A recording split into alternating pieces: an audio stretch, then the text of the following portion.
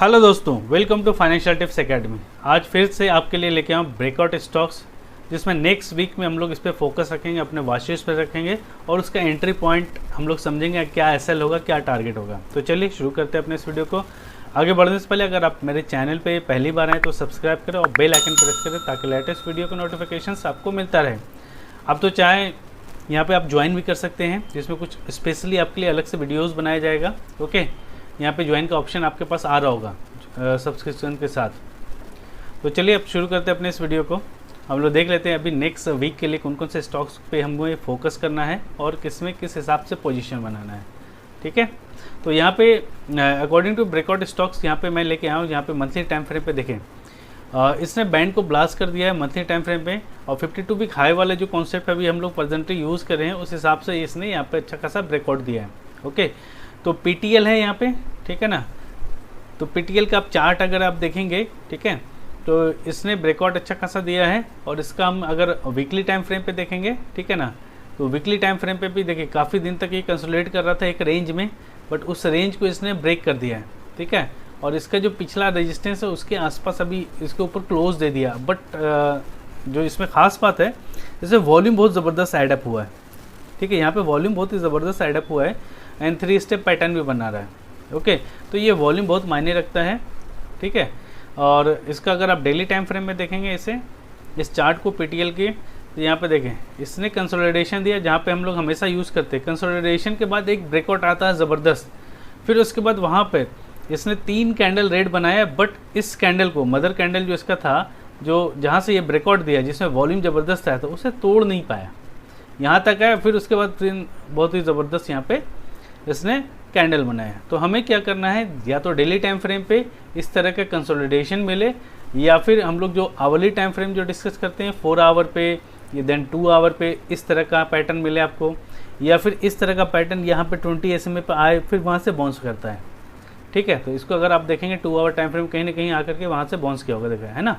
2 our frame में यहाँ पे भी इसने पैटर्न को फ्लाइट किया, फिर देन यहाँ पे ब्रेकआउट दिया, फिर उसके बाद इसने कंसोलिडेट करके मतलब थोड़ा सा गिरावट आकर के यहाँ पे वॉल्यूम। बट इसमें क्या देखें, जब रेड कैंडल बना, ग्रीन कैंडल में देखिए वॉल्यूम ज़बरदस्त बना है, बट रेड कैंडल में वॉल्यूम बिल्कुल ड्राई है, कुछ भी वॉल्यूम मतलब इसके कंपैरिजन में कुछ भी नहीं है। तो इस केस में आप देखेंगे ज़्यादातर इस तरह के स्टॉक्स 20 SMA के पास आकर के फिर देन बाउंस बैक ले लेता है। ठीक है, तो इस चीज़ का आपको ध्यान रखना है कि एंट्री आपको कहाँ पे लेना है। ठीक है ना, इसको अभी आपको वॉच लिस्ट में रखना है। ओके, और इस तरह का पैटर्न का वेट करना है, 2 आवर पे मिले या डेली टाइम फ्रेम पे मिले, या तो इस तरह का कंसोलिडेशन या फिर यहाँ पे आपको 20 SMA के आसपास मिले। ठीक है, तो पहला पीटीएल हो गया। नेक्स्ट है आपका GHCL। तो इसका GHCL के भी अगर आप चार्ट देखेंगे तो मंथली टाइम फ्रेम पे अगर आप चार्ट देखेंगे तो यहाँ पे इसने एक ब्रेकआउट दिया है। ओके, और यहाँ पे जो ब्रेकआउट मिला है उसने जो प्रीवियस जहाँ से ये गिरावट आया था उसके एंकर के ऊपर इसने क्लोज दिया है। ठीक है, तो एंकर अगर आप यहाँ पे लगा लेंगे, VWAP अगर आप लगाएंगे, VWAP लिखेंगे ना तब आएगा, VWAP लिखे तो एंकर VWAP आ रहा है, एंकर VWAP लगा देंगे। ठीक है, तो इसको कब लगाना है, यहाँ पे आप डेट देख लें, डेट देखेंगे तो इसका हाई पे जहाँ से ये गिरा हुआ, ठीक है ना, 3/10/2022, तो 3/10/2022 के हाई पे लगा देंगे। इसको यहाँ पे जो सेलेक्ट करेंगे हाई करेंगे एंड 3/10 डेट हो गया 3/10 एंड 2022। ठीक है, और कलर कोडिंग चाहे जो रखना रख लीजिए, ब्लू कलर हम जनरली यूज़ करते तो यही यूज़ करते हैं, है ना। अब यहाँ से देखिए इसका एंकर जो है, जो रेजिस्टेंस का काम कर रहा था, इसके ऊपर क्लोज दे दिया इस कैंडल ने। और प्रीवियस जो नेक्स्ट मंथ में अभी जो करंट में थोड़ा सा गिरावट आया था, बस यहाँ से सपोर्ट लेकर के मूव कर गया। तो इससे भी हम लोग पता कर लेते हैं कहाँ पे सपोर्ट मिला है, कहाँ पे रेजिस्टेंस मिला है ना। और इसमें ब्रेकआउट आएगा। इसका अगर आप डेली टाइम फ्रेम या वीकली टाइम फ्रेम देखेंगे तो वीकली पे पहले हम लोग चेक करेंगे। वीकली पे देखें कंसोलिडेशन दिया है ना, बैंड को पता किया, फिर देन ब्रेकआउट हुआ है ना, 3 स्टेप पैटर्न भी बना रहा है। फिर देन डेली टाइम फ्रेम पे देखेंगे तो डेली टाइम फ्रेम पे यहाँ पे देखें यूँ आया और फिर ब्रेकआउट दिया, और यहाँ पे जो एक रेंज में मूव कर रहा है, तो कहीं ना कहीं ये भी कंसोलिडेट कर रहा है किसी न किसी टाइम फ्रेम पे। तो पहले 4 आवर पे चेक करेंगे, 4 आवर पे नहीं मिला, है ना, इस तरह से ब्रेकआउट दिया। इस तरह से अगर कोई ब्रेकआउट दे करके एक रेंज में मूव करे तो क्या करता है, जनरली 20 SMA पे आता है, फिर देन मूव कर जाता है। अभी तक का ये हिस्ट्री यही बता रहा है। फिर देन इसका 2 आवर टाइम फ्रेम पे देखेंगे तो यहाँ पे देखें बैंड को पतला कर रहा है, अब ये नेक्स्ट मूव देने के लिए तैयार हो रहा है। तो इस यहाँ पे अभी एंट्री पॉइंट आपका बन रहा है, ठीक है ना। PTL में अभी हमें थोड़ा वेट करना पड़ सकता है, ओके।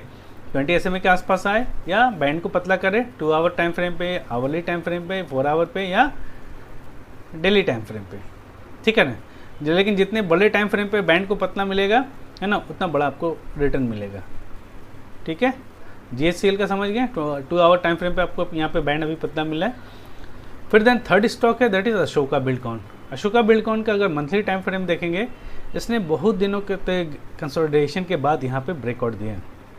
पहले प्राइस वाइज करेक्ट किया, फिर उसके बाद ये टाइम वाइज करेक्ट कर रहा था काफ़ी दिनों तक, ठीक है। क्योंकि ये मंथली टाइम फ्रेम पे तो काफ़ी महीने तक एक कंसोलिडेट का एक रेंज में मूव करता रहा, फिर इसने इस रेंज को ब्रेकआउट दे दिया और बॉलिंजर बैंड को मंथली टाइम फ्रेम पे ब्लास्ट कर दिया है, ठीक है। नीचे वॉल्यूम भी अच्छा खासा एडअप हुआ है, 3 स्टेप पैटर्न ही बनाया है ना, और 1 2 3 ये चौथा वॉल्यूम का कैंडल ग्रीन है, ओके। ये पहला 3 कैंडल बहुत ही ज़बरदस्त बना है, नीचे जो वॉल्यूम का जो बना रहा है बार वो बहुत ही ज़बरदस्त बना रहा है। तो सिमिलरली इसको हम लोग वीकली टाइम फ्रेम पे देखेंगे, है ना। वीकली टाइम फ्रेम पे ये जो पिछला रेजिस्टेंस है ये PCR वाला है ना, जो पिवोट पॉइंट के भी तरह का वर्क करता है।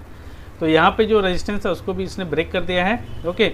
और ये जो एंकर है, एंकर के अभी ऊपर ये ट्रेड कर रहा है, जो रेजिस्टेंस वाला एंकर था, है ना। यहाँ पे पहले कंसोलिडेट किया, तो इस एंकर को जहाँ भी रेजिस्टेंस है वहाँ पे इस प्राइस को रेस्पेक्ट देना चाहिए, मतलब 3-4 कैंडल बनाना चाहिए, क्योंकि वीकली टाइम फ्रेम पे बना रहा है। तो डेली टाइम फ्रेम पे आपका लगभग 1 महीना इसी रेंज में मूव करता रहा, फिर देन ब्रेकआउट दिया, ओके। तो डेली टाइम फ्रेम पे इसी तरीके से आप देख लेंगे, यहाँ पे इस स्टॉक्स ने अच्छा खासा यहाँ पे ब्रेकआउट दिया था, फिर दिन गिरा, फिर दिन यहाँ से बाउंस बैक लेकर के मूव कर गया, ठीक है ना।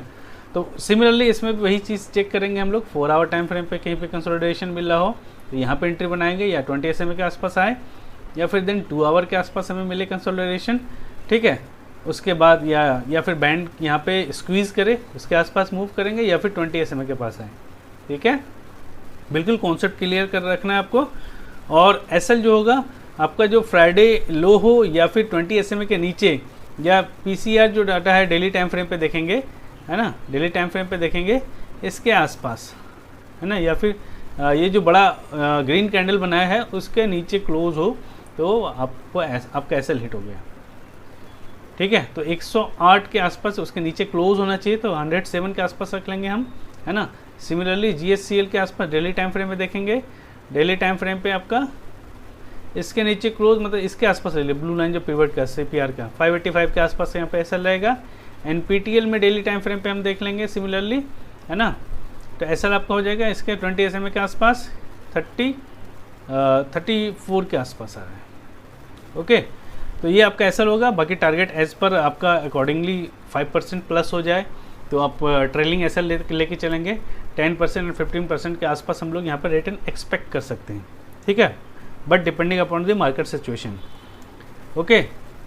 तो ये तीनों stocks as per educational point of view से यहाँ पे जो भी आपको मैंने सिखाया कि कैसे आपको एंट्री लेना है, कैसे आपको एग्जिट करना है, क्या आपका SL होगा, क्या आपका टारगेट होगा, और अभी तक के स्टॉक्स का क्या परफॉर्मेंस रहा है वो भी आप देख सकते हैं। पिछला जो भी मैंने बताया है ना, उसका आप परफॉर्मेंस देख सकते हैं करंट में, वॉच लिस्ट में जाकर के, या फिर कहीं आप नोट करें तो उसे नोट करें, या फिर गूगल फाइनेंस शीट बना रखा है तो गूगल फाइनेंस शीट में जाकर के उसका परफॉर्मेंस आप चेक कर सकते हैं, ठीक है।